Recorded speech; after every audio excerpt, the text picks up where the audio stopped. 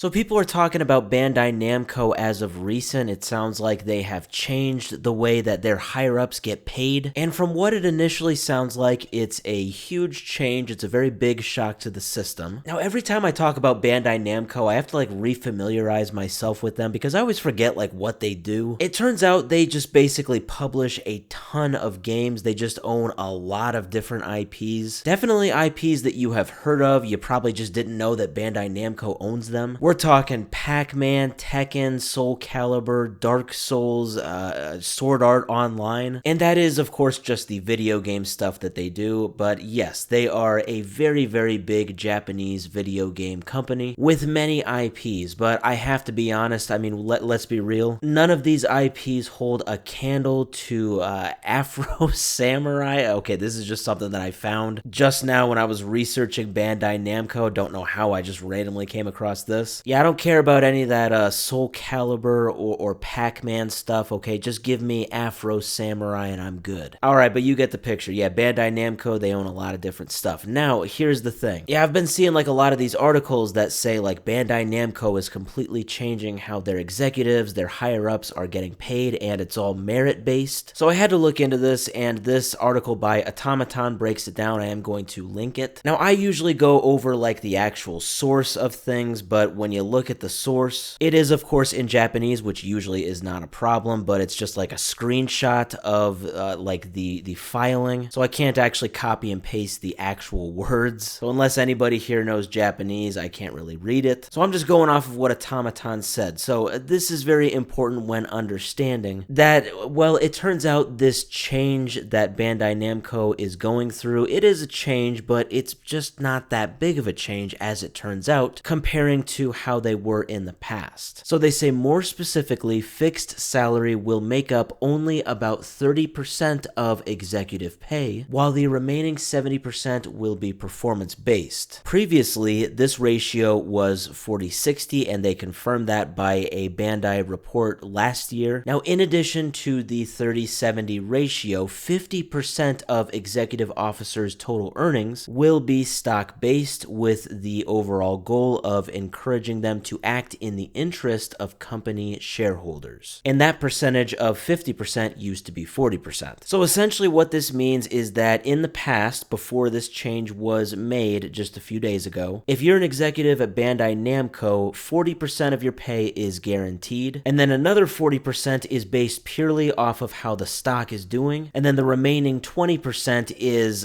also merit-based, but not based off of the stock. I would assume game revenue, stuff like that. But now, after this change, the ratio is even more in favor of how the company is doing. So now if you're an executive, only 30% of your pay is guaranteed. 50% of it is based off of how the stock is doing. So literally half of what you're getting paid is based off of if the stock is making gains. And then 20% is, again, that kind of miscellaneous merit-based revenue, probably off of game revenue. So yes, a very good chunk, literally half of the executive salary is based off of how the stock is doing. That is the big takeaway here. Now, if you look at their stock, this was actually news a few months ago. I actually don't know what happened exactly 3 months ago from now on February 3rd to make the stock jump to basically an all-time high, because ever since the beginning of March of this year, so for the past 2 months, the stock has been doing fantastic for Bandai Namco, and it really has not gone down since. So these days, that pay based off of how the stock is doing, that's looking really good. But if things were to happen in the future, if things don't do well, or even just considering outside factors, if the overall Japanese stock market crashes, that would definitely not be good for the executives. But I guess with how much they get paid as is, even with that 30%, I'm sure they're probably going to do just fine. Overall, while I do initially think that the idea of a merit-based system for higher-ups in a video game company is a good idea, at the end of the day, when it's really based off of how the stock is doing, you're really focused on pleasing the shareholders and not the actual gamers. I know that overall those two things should go hand in hand. If gamers are pleased, then revenue should go up and stockholders should be pleased. But I don't know, focusing more and more on stockholders and less on the actual customers and gamers, I feel like that could have other side effects that might not be as good. We will have to see, and more more importantly, maybe as we go forward, we'll see if this ratio even widens. Maybe in a year or 3 years from now, Bandai Namco will go from like a 3070 to 1090. Maybe that'll be the day they make another Afro Samurai game. I don't know. We'll just wait and see what actually happens with Bandai Namco. I think overall they're probably going to be doing just fine.